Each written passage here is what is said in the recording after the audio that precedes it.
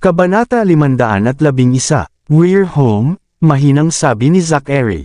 Hindi nag-react si Charlotte. Bahagyang tinapik ni Zachary ang kanyang mukha para dahan daw ang imulat ang kanyang mga mata. She asked groggily, nasaan na ba tayo? Nakarating na ba? Nasaan ang mga bata? Hinihintay ka nila, sagot ni Zachary habang tinutulungan si Charlotte palabas ng sasakyan. Mommy, tawag ni Ellie. Tumakbo ang maiksi niyang binti. Sa sobrang tuwa niya ay muntik na si Charlotte na matamba sa lupa. Buti na lang at nandoon si Zachary para hawakan si Charlotte. Agad siyang yumuko para kunin ang chubby figure ni Ellie at halikan ang malambot na pisngi ng batang babae. Mommy, where have you been? I miss you so much, sabi ni Ellie. Ang kanyang boses ay naging makapal sa luha at agad na bamuka ang kanyang mga labi. At ang malinaw na patak ng luha ay umiikot sa kanyang mga mata. Gayunpaman, hindi hinayaan ni Ellie na tumulo ang kanyang mga luha sa kanyang mga pisngi dahil pumayag ang mga bata na gagawin nila na hindi umiyak. Namiss ka rin ni Mommy, sabi ni Charlotte sabay yakap kay Ellie. Ang puso ng una ay mabigat sa pagkakasala nang humingi siya ng tawad, I'm so sorry. Hindi kita inalagaan. Mommy, sabi ni Robbie. Siya ay sumugod din, at ang kanyang maliliit at bagong sapatos ay natapakan ng puddle habang siya ay nagmamadali. Nagdulot iyon ng pagtalsak ng tubig mula sa puddle kung saan-saan. Robbie, tawag ni Charlotte, na agad namang ibinuka ang mga braso para hawakan siya. Mommy, okay ka lang ba? Namumula ang mga mata ni Robbie dahil sa mga luha. Siya ay medyo mature, kaya palagi niyang ipinakita ang kanyang sarili sa isang matigas at mahinahon na paraan. Gayunpaman, hindi niya maitago ang kanyang weaker side nang makita niya ang kanyang mommy doon. Mabuti naman si Mommy, saad ni Charlotte sabay yakap kay Robbie. Hinalikan niya ang buhok nito at nagtanong, Robbie, ako ay nabalitaan na nagkaroon ka ng allergic reaction. Kamusta ang pakiramdam mo? Mas okay na ako ngayon, sagot ni Robbie.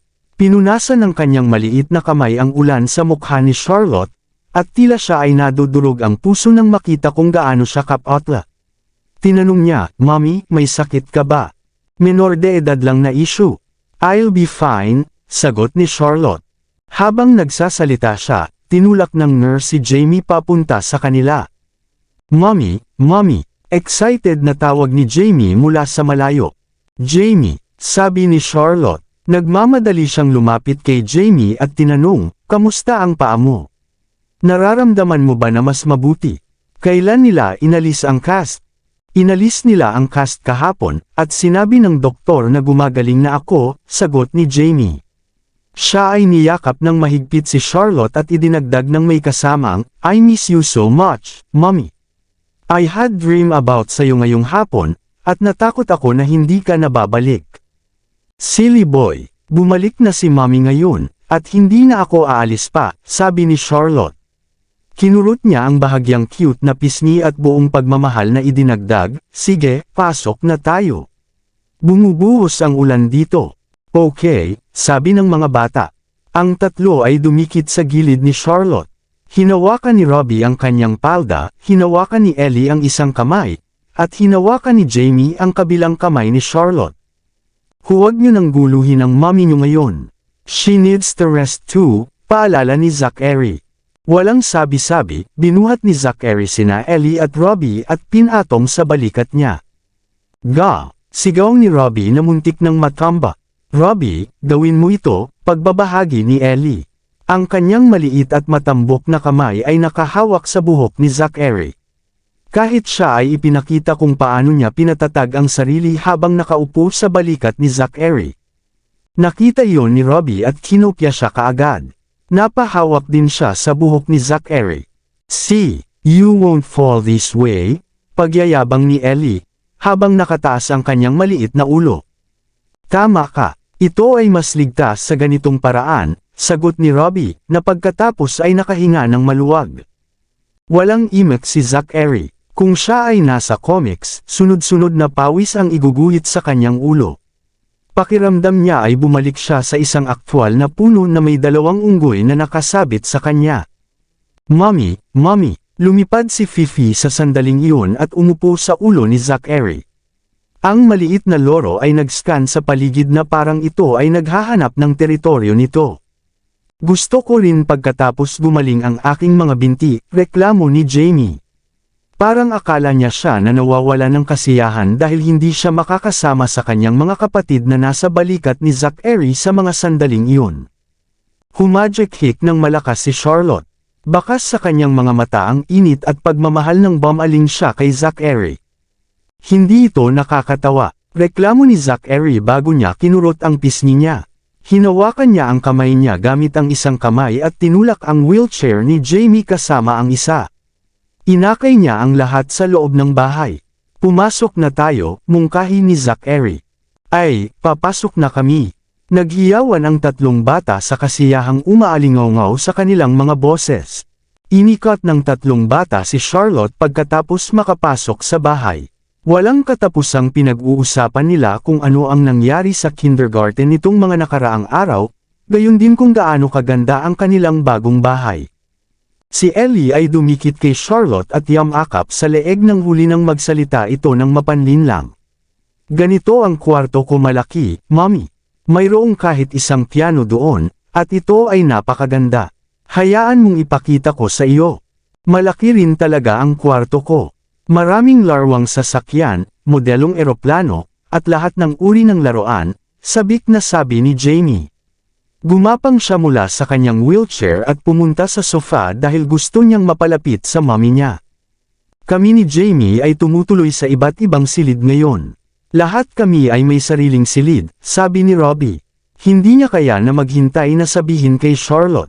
May isang computer sa aking silid. At mayroong maraming mga high-tech na bagay doon. Iyan ay mahusay, sagot ni Charlotte. Hinaplos niya ang maliliit nilang ulo at buong pagmamahal na sinabi, pero medyo pagod na ako ngayon. Titingnan ko ang mga kwarto niyo bukas, okay?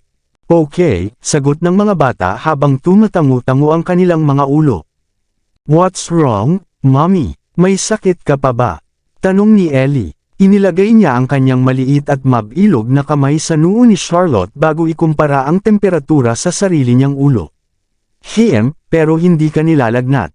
Medyo pagod lang ako. I'll be fine after resting a few days, sabi ni Charlotte, habang hinihimas ang chubby na mukha ni Ellie. Huwag na nating abalahin pa si Mommy at hayaan muna siyang magpahinga. Mungkahi kaagad ng magaling na bata. Si Robbie, it's Sunday bukas. Kaya hindi na namin kailangang pumasok sa paaralan. Ipapakita namin sa iyo ang aming mga silid. Okay, sagot ni Charlotte. Tumanggo siya, sa kaniyakap ang kanyang mga anak bago idinagdag, it's over 9. Go na maligo at matulog kayo. Okay, good night, Mommy, good night. Kinawian ni Charlotte ang kanyang tatlong anak at pinanood ang pag-akyat ng mga nurse sa hagdan. Tuwang-tuwa sila sa pag-uwi ng kanilang mommy, kaya't lumalaktaw sila habang naglalakad. Kahit sila ay naghaham. Ang mga labi ni Charlotte ay nakakurba sa isang magandang ngiti nang makita niyang masayang nilaktawan iyon. Bakit hindi ka gumugol ng mas maraming oras sa mga bata? Tanong ni Zachary. Lumapit siya na may dalang baso ng icy drink para sa sarili niya at isang tasa ng tsaa para sa kanya. Humigop ng tsaa si Charlotte at sinabing, sa tingin ko, dapat kaming bumalik ng mga bata sa aming lugar. Bakit? Tanong ni Zachary na nakakunot ang noo. Nalipat ang atensyon ni Charlotte sa mga kasambahay at sa mga security guard na walang sinasabi. Iwan niyo na kami, utos ni Zachary. Naiintindihan. Umalis ang lahat pagkatapos noon. Nagsalita na lang si Charlotte matapos isara ang pinto ng kwarto. May sakit ba ang lolo mo? Tanong ni Charlotte. Oo, ginagamot siya sa Kindness Hospital ngayon, sagot ni Zachary. Hindi niya kailanman binalak na may tinatago sa kanya. I think the kids and I should move back to my place until he gets consciousness. Let's wait until nagumising siya, at masasabi mo sa kanya ang lahat tungkol sa mga bata. Kapag tinanggap na niya ang lahat, kaya na natin. Akin ang mga bata, kaya hindi mahalaga kung tatanggapin niya sila, putol ni Zachary bago pa niya isiniwalat. At saka, gusto niya noon pa man ang triplets. I'm sure matutuwa siyang marinig ang balitang ito. Ngunit, hindi mapakali na bulong ni Charlotte, pakiramdam ko ay hindi ito nararapat. Lilipat ako ng walang aktwal na titulo o kahit ano. Ano ang hindi nararapat tungkol dito? Demanded Zachary while frown, this is my home, and I get na napiliin kung sino ang hahayaan kong manatili dito. Walang makapagsasabi tungkol dito, at hindi ka dapat maglagay ng labis na presyon sa iyong sarili, o alinman. Okay, tatanggapin ko iyon, ngunit hindi komportable para sa mga bata na manatili dito. Ang kanilang paaralan. Nag-hire na ako ng driver nila. May magdadrive sa kanila at sisunduan sila sa school. Ang tagal na pagdadala sa paglalakbay sa paaralan ay mananatiling pareho dahil hindi nila kailangang maghintay para sa bus ng paaralan, ibinahagi ni Zachary, na naisip ang lahat. You should rest up and heal at home while na nasa ospital pa si Lolo. Kapag nagising siya, tatalakayin ko ang bagay sa kanya at maghahanda para sa kasal. Kasal, hindi man lang iyon naisip ni Charlotte. Noong gabing iyon mula 4 na taon na ang nakalilipas, at ang kanilang reunion pagkaraan ng 4 na mga taon. Napakaraming nangyari sa pagitan na hindi niya akalain na mapapangasawa niya ito. Bakit ka natigilan? Medyo nalungkot si Zachary nang kulutin niya ang mukha ni Charlotte. Naisip niya na dapat siya ay naantig sa kilos at napaluha. Tiyak na inaasahan niya ang isang mainit na yakap at isang mapusok na halik. Pero nakatulala lang siya doon. Wala lang, sagot ni Charlotte. She finally came around and grinned bitterly before said, naramdaman ko lang na parang biglang dumating ang kaligayahang ito. Hindi ka ba masaya dito?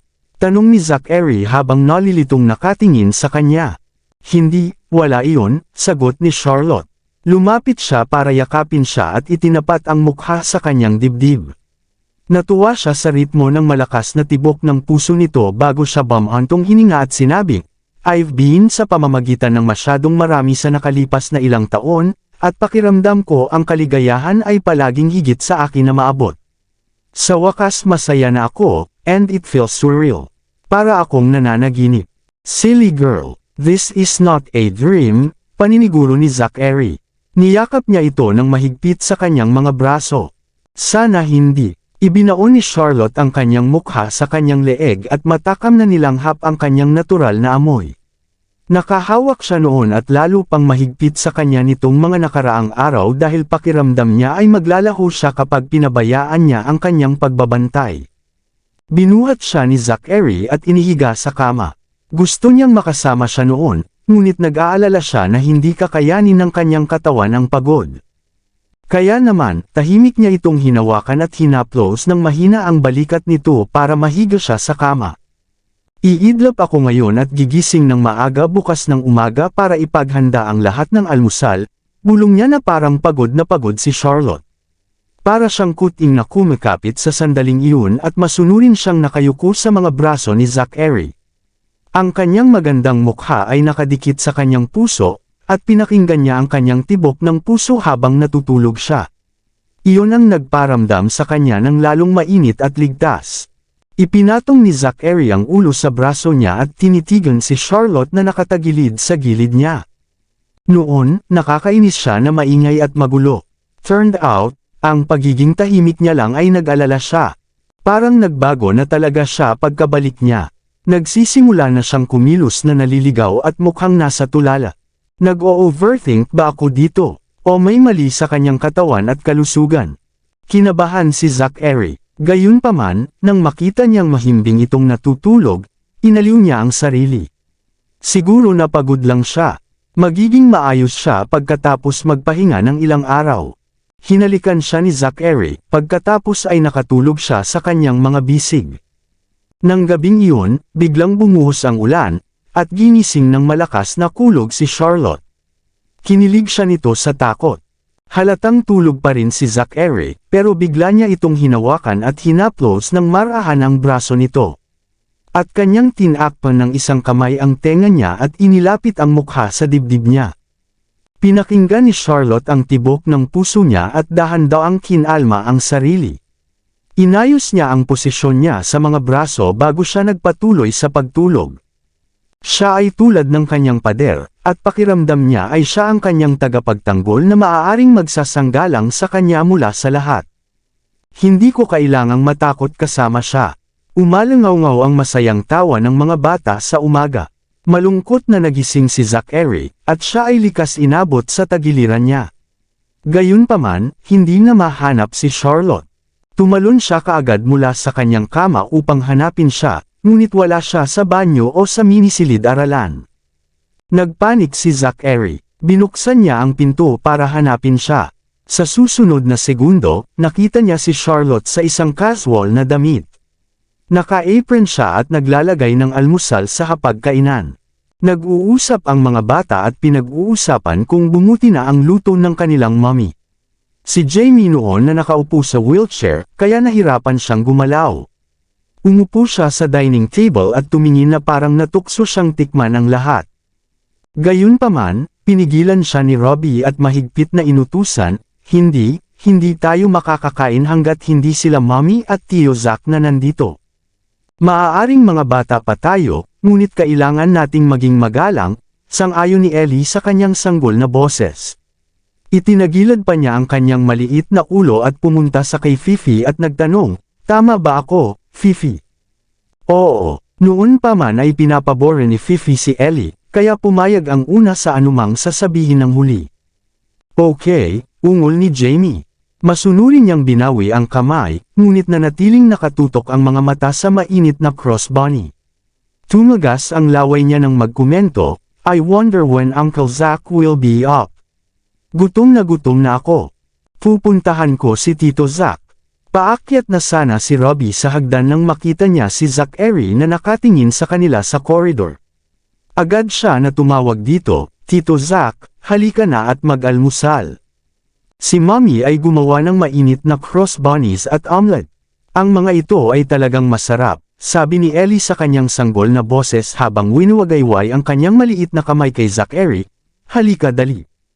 Huwag mo siyang madaliin. Hindi pa ako tapos gumawa ng waffles," sabi ni Charlotte habang naglalagay ng fruit salad sa hapagkainan. Ngumiti siya kay Zachary at inutusan, "Magpalat ka na ng damit." Okay, nakangiting sagot ni Zachary at tumango. "Hindi ko pa sinimulan ang araw sa napakagandang tala, dati. Napakaganda nito," bulalas ni Ben nang makita ang lahat ng iyon. Hindi niya ito mapigilan. Isang simpleng umaga na ganyan. Maaaring tila wala sa mga ordinaryong tao, ngunit para sa dakilang si Mr. Noct, iyon ay isang luho na siya ay naging craving mula pa noong bata pa siya. Sa wakas meron na siya ngayon. Hindi nakakagulat na ang kanyang mga mata ay naglalabas ng uri ng init na hindi kailanman ipinakita mismo dati. Inihain na ni Charlotte ang waffles nang magpalat si Zachary ng damit at bumaba ng hagdan. May 7 ulam at 3 inumin para sa almusal, kaya ito ay isang masaganang almusal. Tumulong si Robbie sa pag-aayos ng mesa. Parang pro, he instructed, "We'll sit here, Mommy and Uncle Zach will sit doon, at si Fifi ang uupo sa dulo." "Salamat, Robbie." Tinulungan ng nurse si Ellie sa kanyang upuan, ngunit inilagay ni Ellie ang napkin sa kanyang sarili. Halos kumikinang ang mga mata ni Jamie, at naglalaway siya sa pagkain. Pinalakpak pa niya ang kanyang maliliit na kamay na tuwang-tuwa bago bumulalas, mukhang napakasarap ng almusal. Hindi na ako makapaghintay." Nakaupo si Fifi sa dulo. Tinitigan nito ang nakahain na pagkain sa plato nito, pagkatapos ay sa napakarilag na almusal na iyon lahat ng iba ay nagkakaroon. Nakuha nito na sinipa ang plato nito sa kawalan ng kasiyahan at iwinagayway ang mga pakpak nito habang nagrereklamo, "Gusto ko ng almusal, gusto ko ng almusal." Tahimik, utos ni Ellie, habang nakakunot ang kanyang maliliit na kilay. Ang kanyang baby features ay nagpakyut sa kanya kahit kailan and she was glaring and scolding, "You can't eat this, okay? You have to eat pet food." Hindi, reklamo ni Fifi. Ibinuko nito ang kanyang mga pakpak at sinubukang lumipad. "Hindi," sabi ni Ellie. Mabilis na sinangga ng kanyang maliliit na kamay ang pagkain bago siya tumawag ng malakas, "Robbie, Jamie, halika tulong." Sinusubukan ni Fifi na magnakaw ng almusal. Fifi, bumalik ka na sa upuan mo, hiling ni Jamie, habang nakakunot ang noo. Pagkatapos ay nagbanta siya ng isang maliit na tinidor. Kung hindi mo gagawin, ikukulong kita sa isang hola. Huwag, huwag, sigaw ni Fifi sa heartbroken na tono. Huminto ito medyo malayo sa kanila bago ito nag-atubiling lumayo sa lahat ng masasarap na pagkain na iyon. Halika ngayon, bibigyan kita ng dagdag na walnut mamaya. Mahinahong sabi ni Robbie, bumalik ka sa iyong upuan. Here's your walnut, Fifi. Halika na mag-almusal, sabi ni Charlotte, na nagdagdag ng dinurog na walnut sa plato ni Fifi. Sa wakas ay bumalik si Fifi sa kanyang upuan na walang gana. Habang naglalakad ito, buong pagmamalaki nitong itinaas ang ulo na parang sinasabi, mayroon akong mga walnut, at hindi ako magbabahagi. Grabe ang ugali ng lorong ito, komento ni Zachary. Nakita niya ang lahat mula sa hagdan at naisip na ito ay kawili-wili. Naging maingay ang lugar dahil sa pangyayaring iyon, ngunit naging masigla at mainit din ang lugar. Uncle Zach, Fifi ang pangalan niya. Inilagay ni Robbie ang mga kubyerto sa lugar. Nagtiptoed siya at samampa sa upuan niya bago niya inilatag ang napkin niya na parang gentleman. Bakit iyon ang ibinigay na pangalan? Masiglang tanong ni Zachary. Para magkatugma ang mga pangalan namin, sagot ni Jamie, habang nakatagilid ang ulo. Maya-maya ay nagsuot siya ng tuwid na mukha and added, nandyan sina Robbie, Jamie, at Ellie, kaya natural lang na Fifi ang tawag namin. Para magkaiba ito mula sa iba pa sa amin, ang pangalan nito ay hindi nagtapos sa isang I, bagaman. Oh, I see, sagot ni Zachary habang tumatango. Mayroon din akong mga Barbie dolls, ngunit binigyan ko sila ng mga paulit-ulit na pangalan, tulad ng Didi, Lulo, Kiki, pagbabahagi ni Ellie habang nagbibilang gamit ang kanyang mga daliri. Her tiny lips inform, they are all precious and are so cute. Ipakilala ko sila sa iyo balang araw. Sure, nakangiting sagot ni Zachary. Kahit na nakatingin siya sa kanyang mga anak, nahihirapan pa rin siya sa oras na naniniwala na siya ay talagang isang ama. Parang panaginip. Kabanata 515. Tinatawag siya ng mga bata noon na matanda, at iyon ang ikinagalit niya. Nagpalit na sila at nagsimulang tumawag sa kanya na Uncle Zach, pero medyo hindi rin siya komportable. Gusto niyang tawagin siyang daddy, pero hindi niya alam kung paano gagawin ang kahilingang iyon. Siguro kailangan ko munang bumuo ng mas magandang kaugnayan sa kanila. Halika kumain ka na, sabi ni Charlotte. Naglagay siya ng isang tasa ng bagong gawang kape sa harap ni Zachary. Salamat, sabi ni Zachary bago siya humigop ng kape. Inilipat niya ang kanyang tingin sa mga bata at sinubukan ang tubig sa pamamagitan ng pagtatanong, paano kung ihahatid ko kayo sa kindergarten ngayon? Talaga, tanong ni Ellie na ikinagulat niya. Isang masayang ngiti ang sumilay sa magandang mukha niya, iyan ay kahanga-hanga. Palagay ko rin tuwang-tuwang pagsang-ayon ni Jamie, habang nakataas ang kanyang maliit na braso para bumoto. Kadalasan si Mommy ay abala at hindi kami maihatid sa kindergarten. Lagi akong nagseselos kapag nakikita ko kung paano ang ibang mga bata na kasama nila ang kanilang mga magulang sa kindergarten. Nakonsensya si Charlotte nang marinig ang mga salitang iyon. Tama sila, bihira kong ihatid ang mga bata sa paaralan, at ako ay akala na okay na sila. Hindi ko namalayan na naiinggit sila sa ibang mga bata. Tito Zach, hindi ba yun magpapahuli sa iyo sa trabaho? Tanong ni Robbie na mas maalalahanin. Hindi naman, sagot ni Zachary bago siya bumaling kay Ben at nagutos, go set up everything. Ha! Naguluhan si Ben. Natigilan siya dahil hindi niya alam kung ano ang dapat set up. Siya lang ay ibaba ang mga bata sa kindergarten, tama ba? Ang kailangan lang niyang gawin ay sabihin sa driver kung saan siya pupunta. Meron ba kailangang set up? Ilang bata ang nasa kindergarten niyo? Tanong ni Zachary habang humihigop ng kape. Ha! Iyan ay napakahirap na tanong. Si Ellie ay may cute na nakapusod sa kanyang ulo, at ang kanyang maliliit na labi ay nakapout habang iniisip iyon. Sa kasamaang palad, hindi pa rin niya maisip ang sagot. Ang alam ko lang ay may 19 na estudyante sa klase namin, sagot ni Jamie pagkatapos niyang lunukan ang isa sa mga mainit na cross bunnies. Ang kanyang maliliit na labi ay mamantika, at ang kanyang mga pisngi ay bahagyang nakaumbok ng idinagdag niya. Dati ay 20 estudyante, ngunit si Timothy ay nag-aral sa ibang paaralan, kaya ngayon ay mayroon na lamang 19. Oh, bulong ni Zachary habang tumatango. Alam ko ang sagot dyan, sagot ni Robbie. Sumimsam siya ng juice bago nagbilang gamit ang kanyang mga daliri at sumagot. Hinahati ng kindergarten ang mga estudyante nito sa 4 na pangkat ng edad, at bawat pangkat ng edad ay gumagawa ng 7 klase. Sa bawat silid-aralan na binubuo ng 20 mag-aaral, mayroong 560 na mga mag-aaral sa kabuuan. Huminto sandali si Robbie bago idinagdag, at saka, may 5 guro sa bawat klase, at iyon ay ginagawa itong kabuuang 140 guro. Ikaw ay napakatalino, nagulat si Zachary. Bilang karagdagan sa pagkakaroon ng mataas na EQ, ang lohikal na pag-iisip at matematika ng bata ay on point din. Wala pa siyang 4, ngunit maaari niyang pag-aralan ang mga sitwasyon at gumawa ng mga pagsusuri ng mabilis. Siya ay napakagandang henyo. As expected sa anak ko. Salamat, sagot ni Robbie.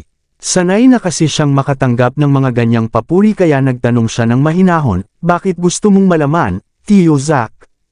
Dahil ang tulala na nakatayo sa likuran ko ay hindi alam kung ano ang gagawin, sagot ni Zachary, bago bumaril ng isang malamig na tingin kay Ben. Nakuha ko, sabi ni Ben, na mabilis na tumango. Sa wakas ay naintindihan na niya ang ibig sabihin ni Zachary sa sinasabi niyang setup. Aayusin ko ito kaagad. Maya-maya ay magalang na yumuko si Ben sa lahat bago nagmamadaling lumabas doon. Anong nangyayari? Tanong ni Charlotte sa nalilitong tono. Hindi mo kailangang mag-alala tungkol sa anumang bagay, pangako ni Zachary habang binibigyan siya ng mainit na cross bunnies para sa kanya. Ang kailangan mo lang gawin ay magpahinga sa bahay. Ilalabas ko ang lahat para mamasyal pagkatapos mong gumaling. Okay, bulong ni Charlotte. Nakangiting tumango siya. Hindi niya alam na may softer side si Zachary, at nakikita kung paano siya nakipag-ugnayan sa mga bata at nagplanong ipadala ang mga bata sa paaralan. Hindi ko kailangang mag-alala tungkol sa anumang bagay. Ano pa ang gusto mo bukod sa lohikal na pag-iisip at matematika? Tanong ni Zachary habang nakatingin kay Robbie. Anything to do with technology, sagot ni Robbie habang hinahalo niya ang sabaw ng gulay sa kanyang mangkok. Gusto ko ng gadgets, kaya binigyan ako ni Mr. Henry ng computer. Nag-hire din siya ng magtuturo sa akin ng foreign language bilang at pati na rin ang ilang pangunahing teknikal na kaalaman.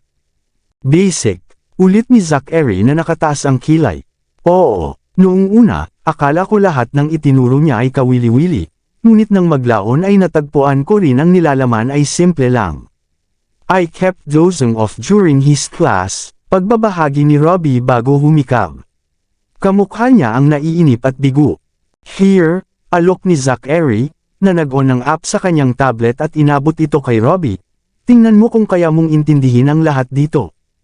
Okay, sagot ni Robbie. Nang makita niya ang nilalaman, kumikinang ang kanyang mga mata, at sinabi niyang, ito ay ang panukala at disenyo ng VR para sa isang elektronikong gadget. Saan mo nakuha? Naiintindihan mo ba talaga? Nagtatakang sabi ni Zachary, this is my company's design for our new product.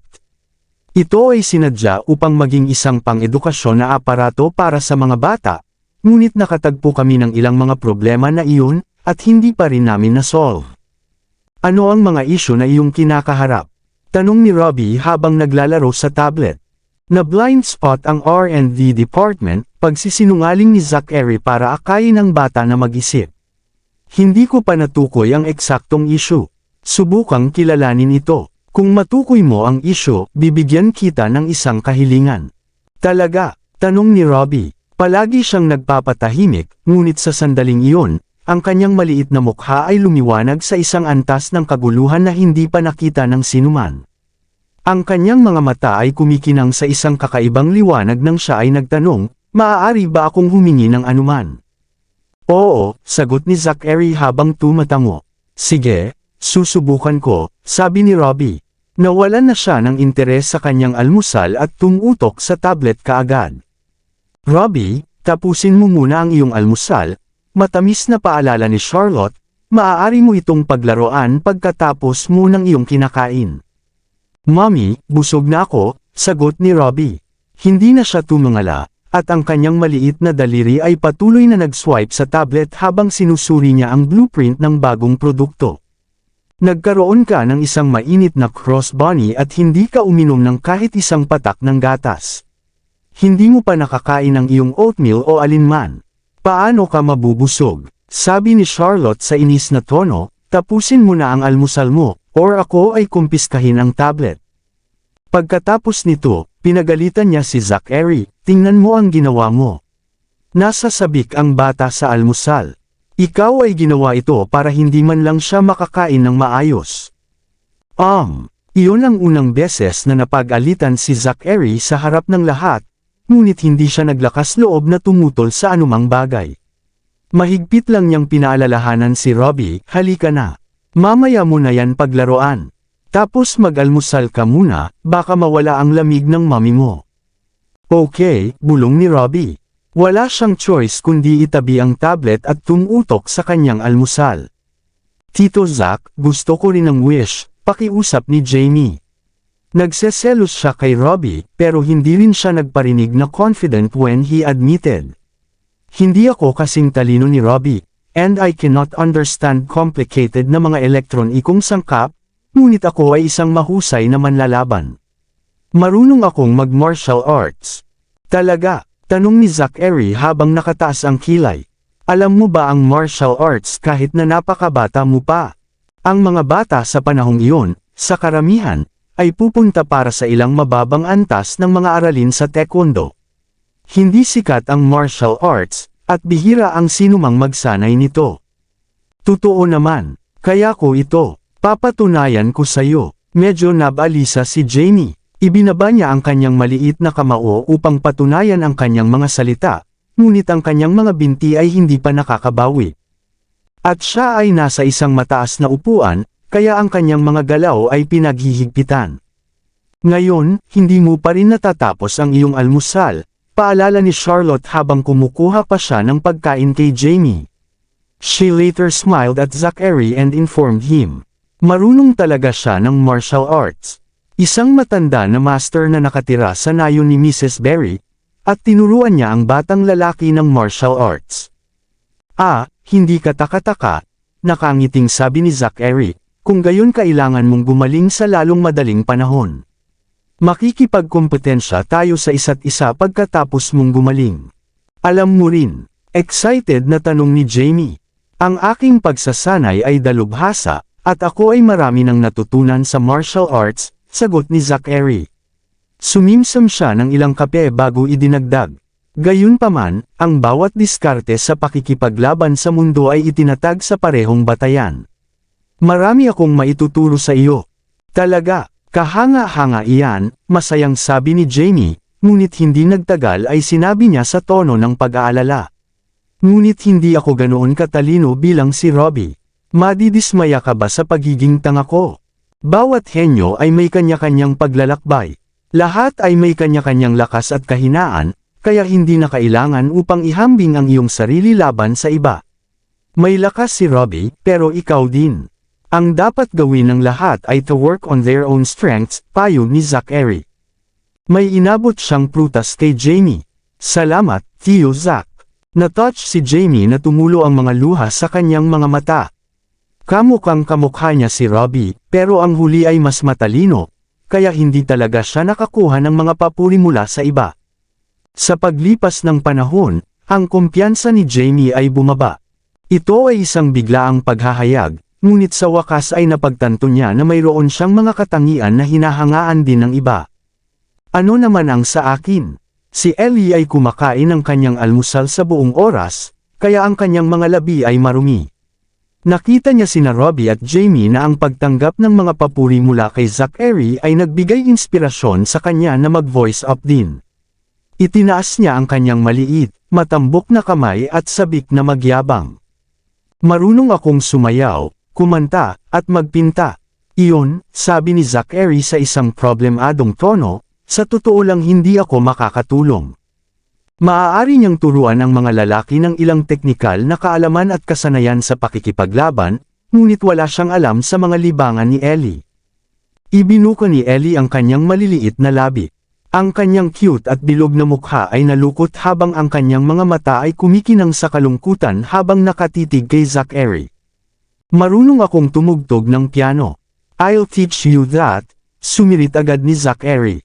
Pwede akong turuan ni Mommy kung paano tumugtog ng piano, sabi ni Ellie sa dismayadong tono.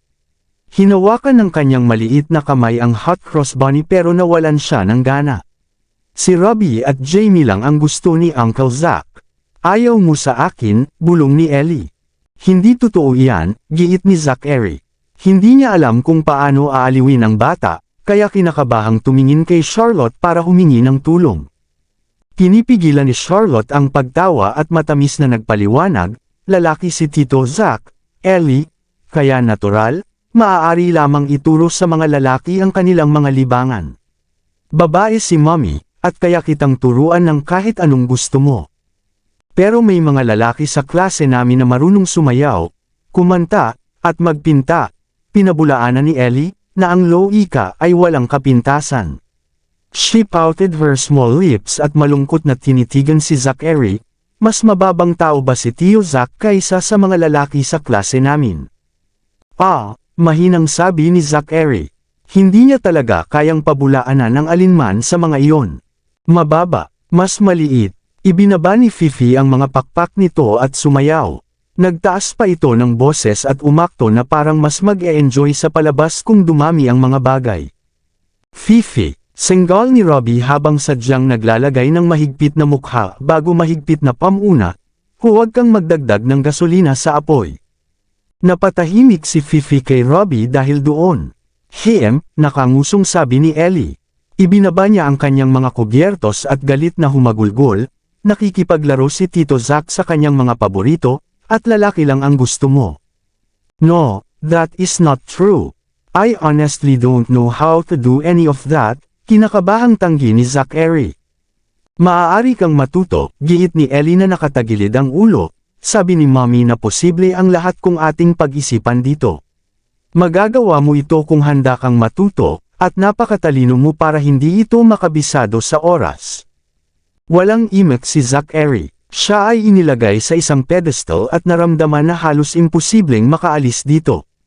Nabagabag siya, ngunit wala siyang pagpipilian, kaya pinatibay niya ang kanyang sarili at sumang-ayon, sige, matututo ako.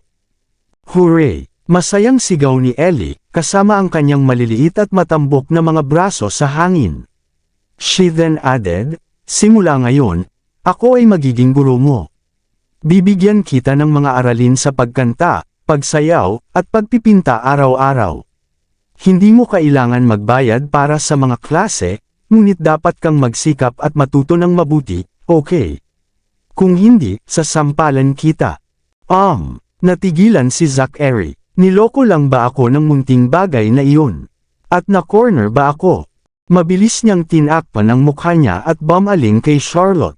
Tulong. Napatingin sa kanya si Zachary. Nagkibit balikat si Charlotte habang nakangisi. Mukhang hindi niya ito matutulungan, kahit na gusto niya. Mommy, kakibili po ako ng mga colored pencils, ilang papel, isang piano music note ngayon. And please kuhaan mo rin ako ng teacher's pointer. I will be giving Uncle Zach lessons today, pakiusap ni Ellie na may kasamang ngiti. Ang kanyang malaki at bilog na mga mata ay kumikinang sa tuwa at pananabik. Okay, sagot ni Charlotte na may ngiti at tango. Mabuti naman na magbigay ka ng mga aralin, Ellie, ngunit bawal kang makahadlang sa pagbibigay sa akin ni Uncle Zach ng mga fighting pointers, mabilis na sabi ni Jamie. Nag-aalala siyang monopolyo ni Ellie ang oras ni Zachary, kaya paalala, hindi lang sa iyo si Uncle Zach. Akin siya at kay Robbie din.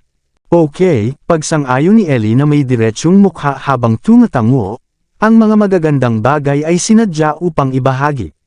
Paano natin hahatiin ang kanyang oras? Hindi makapagsalita si Zachary. Ang mga magagandang bagay ay sinadya upang ibahagi. Seryoso. Nagtaas ng kilay si Zachary dahil sa galit. Kailan pa ako naging object na dapat ibinabahagi sa tatlong magkakapatid? Hayaan natin si Robbie na magpasya, mungkahi ni Jamie, na matalinong ibigay ang gawain kay Robbie. Paano ito? Mula ngayon, bawat isa ay makakakuha tayo ng 1 oras ng kanyang oras sa gabi. Okay lang ba iyon, Tio Zach? Tanong ni Robbie, pagkatapos na isaalang-alang ang bagay na siya ay seryoso nang hatiin niya ang oras ng pantay sa kanila. Ramdam ni Zachary ang malamig na pawis na dumadaloy sa kanyang likod. Pakiramdam niya ay binawian na ang buhay niya. Naisip niya kung paano niya kailangang makipagtulungan sa mga nerds sa opisina sa maghapon, at ngayon ay kailangan na niya na nagmamadaling umuwi pagkatapos noon para samahan ang kanyang asawa at mga anak. Ganito na ba ang magiging buhay ko simula ngayon? No, that won't do. Putol kaagad ni Charlotte para tulungan si Zachary. Si Tito Zach ay abala sa trabaho, at wala siyang ganoong karaming oras para makasama kayo. Kung gayon, maaari ba tayong magkaroon ng kalahating oras bawat isa? Tanong ni Robbie habang sabik na nakatitig kay Zachary, pwede ba, Tio Zach? Oo, ayos lang, biglang sabi ni Zachary habang tumatango, itatakda natin ito para sa bawat gabi mula alas 8 hanggang alas 9:30. Lahat ay makakakuha ng kalahating oras. Ay, sabay-sabay na nag-cheer ang tatlong bata at nag-high five sa isa't isa. Parang ngayon lang sila nakakuha ng mahalagang bagay at maaaring ibahagi ito sa kanilang mga sarili. Pagkatapos noon, napag-usapan nila kung sino ang makakakuha ng unang shift, ang pangalawang shift, at ang ikatlong shift. Sa huli, nagpasya silang pumunta alinsunod sa kanilang edad. Mauuna si Robbie, tapos si Jamie, tapos si Ellie. Patapos na ang usapan nilang tatlo nang biglang lumipad si Fifi at ikinumpas ang mga pakpak nito. Tumawag ito na tuwang-tuwa, pang-apat si Fifi. Pang-apat si Fifi. Oo, kahit ang ibon ay gustong makibahagi kay Zachary. Nakatingin si Charlotte sa gilid, at hindi niya napigil ang tumawa ng malakas. Ang malutong niyang tawa ay napuno ang buong sala. You're so mean for laughing. You actually left me for dead, reklamo ni Zachary bago inabot para kurutin ang pisngi niya. Natukso siyang kagatin siya dahil doon. Ito ay simula pa lamang, babala ni Charlotte habang nakangiti, hindi madali ang pag-aalaga ng mga bata, at ikaw dapat talaga ihanda mo ang sarili mo.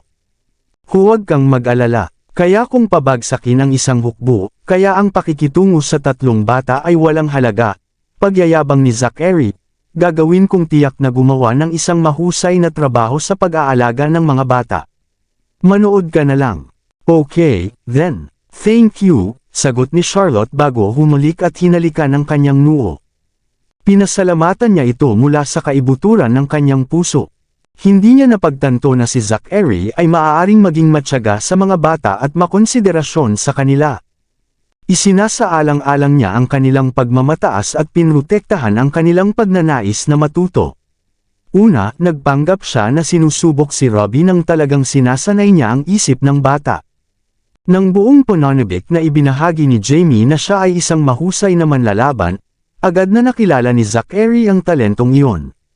Ang huli ay mapagmasid at nakita ang kawalan ng tiwala kay Jamie, kaya hinikayat niya ang bata sa pinakamaselan na paraan. Sa huli, isinantabi niya ang kanyang pride at pumayag na matutong kumanta, sumayaw, at magpinta kay Ellie para lang makakuha ng pag-aproba sa maliit na bagay. Ang alinman sa tatlong aktibidad ay maaaring magdulot ng pagkabaliw ng lalaki, at ang katotohanang kailangan niyang makakuha ng mga aralin mula kay Ellie ay nagpapalala lang ng mga bagay. Marahil marami ang mag-iisip na ang independent at malupit na si Mr. Noct ay hindi kailanman magpapakababa sa sarili at gagawa ng mga ganyan. Gayunpaman, pinatunayan niyang mali silang lahat. Hindi lang iyon pagpapakita ng kanyang pagmamahal bilang ama. Pinatunayan din ito na siya ay isang responsableng tao na kayang balikitan ang lahat ng uri ng pasanin. Si Charlotte ay tunay na nagpapasalamat kay Zachary. Nahihiya pa nga siya sa mga alalahanin niya noon. Akala niya noon ay masyadong marahas at ligaw si Zachary para maging ama. Ngayon nakikita ko na siya ay isang mas mahusay na ama kaysa sa karamihan. Hindi niya pinalayas ang mga bata dahil lang sa wala siyang ama na nagpalaki sa kanya. Sa halip, kinuha niya ang inisyatiba upang mapalapit sa kanila. Bukod dito, hindi niya binabaliwala ang kanyang mga tungkulin, dahil lamang sa siya ay walang karanasan. Lumabas siya ng paraan upang matuto kung paano makipag-usap sa mga bata. To top it all off, hindi siya umatras sa harap ng kahirapan. Hinarap niya ito ng direkta at handang mag-set ng kanyang pride aside para lang mapasaya ang mga bata. Handa siyang subukang kumuha ng bagong tungkulin para doon. Ito ang lalaking mahal ko at ang ama ng aking mga anak. Ipinagmamalaki siya ni Charlotte at tunay na masaya para sa mga bata. Maraming salamat sa lahat ng sumusubaybay. Please subscribe and follow my YouTube and Facebook channel, Filipino Novel. Maraming salamat po. Pagkatapos mag-almusal, inakay ni Zachary ang mga bata sa sasakyan. Naghanda si Ben ng isang pinahabang Rolls-Royce at isang fleet ng mga sasakyan na sumusunod sa likuran. Nang makita ang lahat ng iyon ay hinila ni Charlotte ang kamiseta ni Zachary nang may kaba at nagtanong. Dinadala mo lang ang mga bata sa paaralan. Kailangan ba talaga ang lahat ng iyon? Siyempre, giit ni Zachary, nabalitaan ko kung paano sila binubuli ng ibang mga bata sa paaralan, na tinatanong kung may ama ba sila o wala. Ngayon, gusto kong matuto ang lahat sa kindergarten kung sino talaga ang kanilang ama. Ngunit, tinulungan ni Zachary ang mga bata na pumasok sa sasakyan bago matapos ni Charlotte ang kanyang pangungusap. Itinuro ni Ben ang iba sa gilid at sinabing, ipasok na ang lahat ng regalo sa kotse. Oh, at tandaan na paghiwalayin ang mga regalo ng mga guro mula sa mga mag-aaral. Minasahe ni Charlotte ang kanyang ulo at naiwang tulala. Dapat alam ko, ganito palagi ang ginagawa ni Zachary. Siya ay pumunta sa dagat minsan kaya hindi na niya kailangang harapin ang bagay sa pangalawang pagkakataon. Sa kasamaang palad, si Charlotte ay walang pagpipilian kundi ang hayaan siya. Di bale, at least masaya siya at ang mga bata. Ang partikular na disenyo ng Rolls-Royce na iyon ay katulad ng sa isang pribadong silid, at ang mga bata ay nagulat. Nagniningning ang kanilang mga mata sa kuryosidad habang nakatingin sa paligid. Hindi ba kayo naihatid ni Mr. Henry sa kotseng ito dati? Tanong ni Zachary, habang nakaupo sa kotse. Siya ay tinanggap ang iced drink mula kay Ben. Sinakay niya kami noon sa isang napakalaki at magandang kotse, pero hindi ito ang isa. Ito rin ang kotse na amazing, bulalas ni Jamie. Namumungay ang kanyang mga mata at nag-start sa paligid. Tama ka, napakaganda, sabi ni Ellie. Napatingin din siya sa paligid. Maya-maya ay sinipa niya ang kanyang maliliit na binti na gumapang papunta sa upuan at tumalon dito para subukan ito bago sabihing, napaka-komportable. Makakatulog pa nga ako dito. Maaari ka talagang umidlip, sabi ni Zachary pagkatapos tingnan ang kanyang relo, 40 minutong biyahe papunta sa kindergarten. Uncle Zach, the tablet is locked, sabi ni Robbie bago ibigay ang tablet para i-unlock ni Zachary. Hindi ka ba magpapahinga ng konti?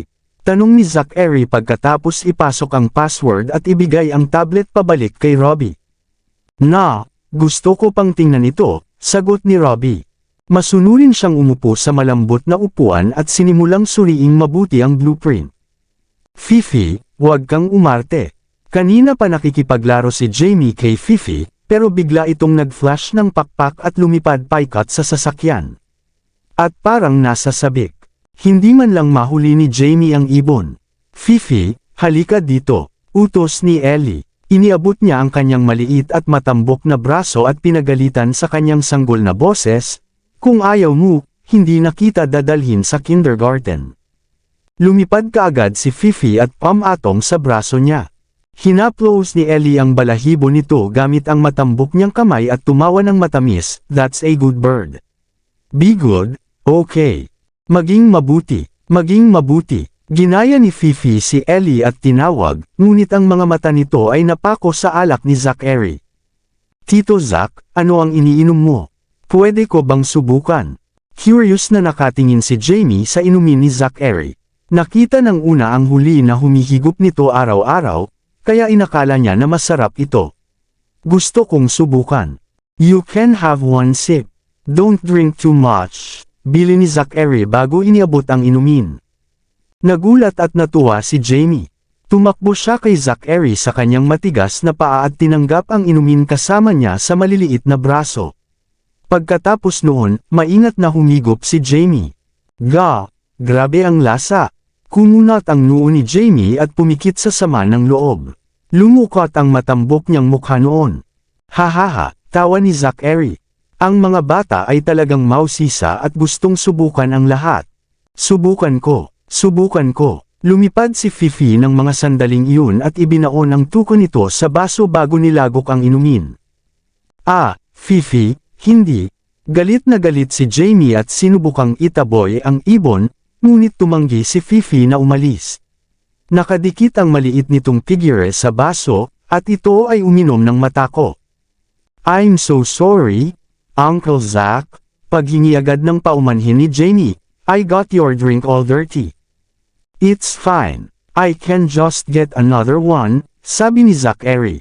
Hindi niya akalain na big deal ito at si Ben ay magbubuhos ng isa pang inumin. Sinabi pa ni Zachary, hayaan itong uminom kung mahilig ito sa alkohol. Kabanata 520, ilang sandali pa ay naubos na ni Fifi ang buong baso ng alak. She gave a resounding burp and fell na matutulog sa baso. Fifi, hinawakan siya ni Jamie at hinila siya palabas ng wine glass. Binigyan niya ng magandang iling si Fifi, at sinusubukan upang iiling ang mga patak ng alak mula sa mga balahibo ni Fifi. Medyo natulala si Fifi. Inilabas niya ang kanyang pulang dila habang ang kanyang mga mata ay umiikot sa kanilang mga socket. Jamie, ibaba mo siya. Bumaba si Ellie mula sa sofa at tumakbo papunta kay Jamie. Hinawakan niya ang mahinang si Fifi mula sa kanya at sumigaw. Hindi mo kayang pakiligin si Fifi ng ganito. Pasusukahin ko siya. Hindi pa rin maintindihan ni Ellie ang ibig sabihin ng pagiging lasing. Oh, sige. Nakakunot ang noo ni Jamie. Bulong niya sa kanyang sarili, ang mga babae ay masyadong maraming problema. Nakangiti ang mga labi ni Zachary. Hinila niya si Jamie paupo sa tabi niya at tinanong, tell me, ano ang iba mo pang gusto? Gusto ko ng baril, sabi ni Jamie, na tumagilid ang ulo sa pag-iisip.